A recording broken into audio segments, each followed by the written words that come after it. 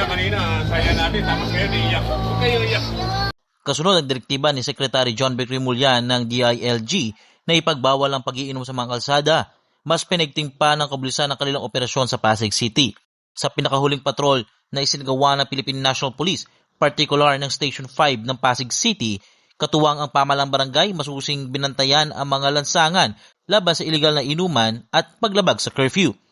Sa barangay Pinagbuhatan, umabot sa hindi bababa sa 30 kabataan ang naitala na lumabag sa ipinatupad na curfew bandang alas 10 ng gabi.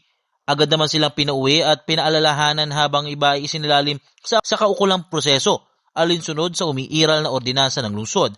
Ayon sa mga otoridad, bahagi ito ng mas pinaikting na kampanya para mapanatili ang kaayusan, lalo na sa mga lugar na madalas pagtambayan at inuman sa gabi. Dagdag pa ng pulisya, ang operasyon ay tuloy-tuloy at hindi lamang nakatuon sa curfew, kundi pati na rin sa pagbabawal ng pag-iinom sa pampublikong lugar alinsunod sa direktiba ng DILG.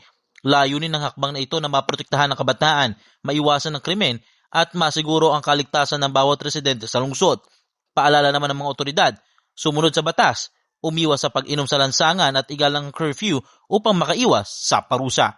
Ako si Monching para sa latest ng iNews Pasig, balitang totoo, serbisyong tunay.